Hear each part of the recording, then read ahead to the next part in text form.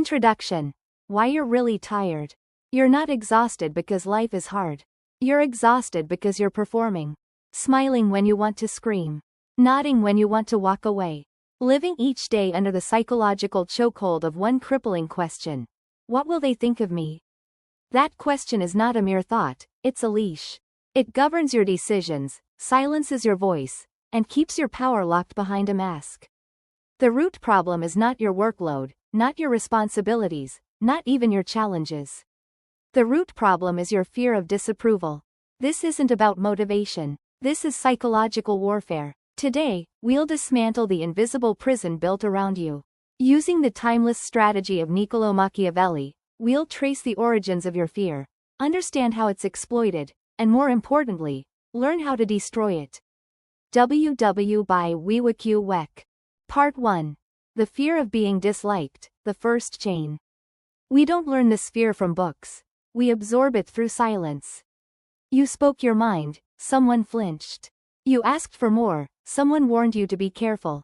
You told the truth, and they punished you with rejection. This is social conditioning. Not to be truthful, but to be obedient. Modern society doesn't punish lies. It punishes truth tellers. That's why many don't live anymore. They audition. For approval. For safety. For applause. We claim we want freedom, yet fear its cost. The strength to be disliked. To live honestly in a world built on illusion is to become a threat. Machiavelli understood this centuries ago. He said it's safer to be feared than loved, not because love is weak, but because it's conditional, fleeting, and often superficial.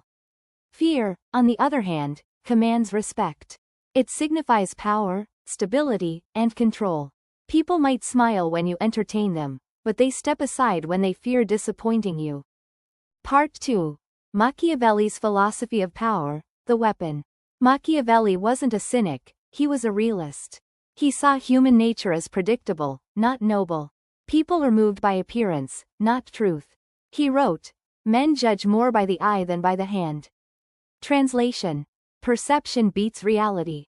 You could be strong, wise, brilliant, but if you appear weak or unsure, people will treat you accordingly.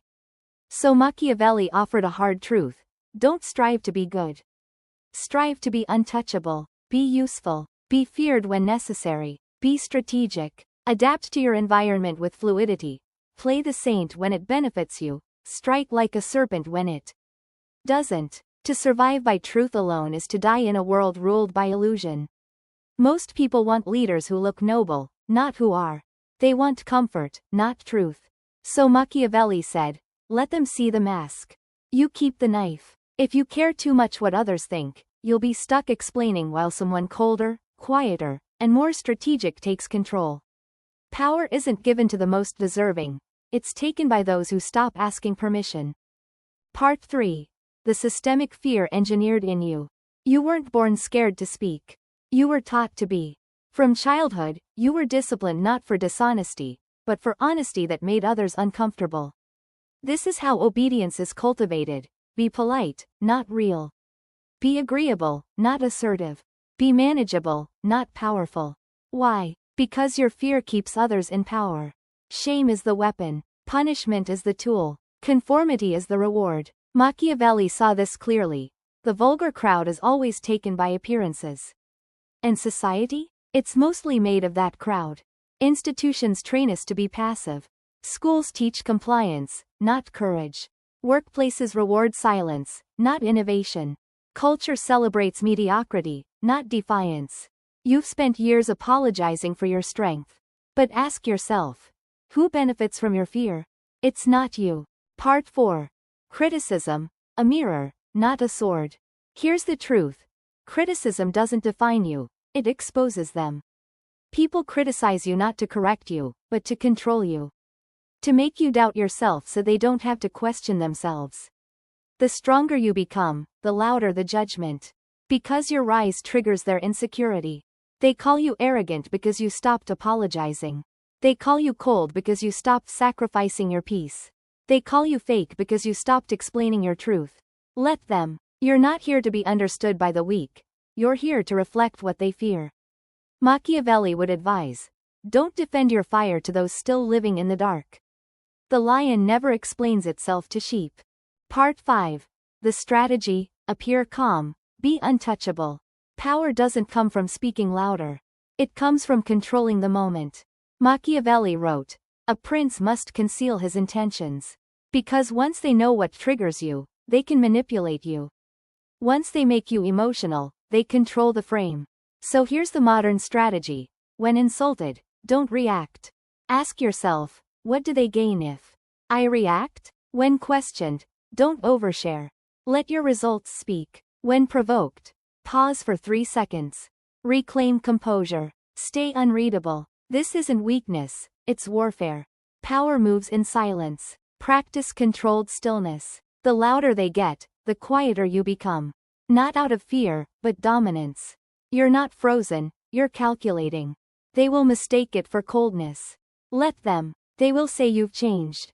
Smile. Because the moment they can no longer read you, they start fearing you. Part 6.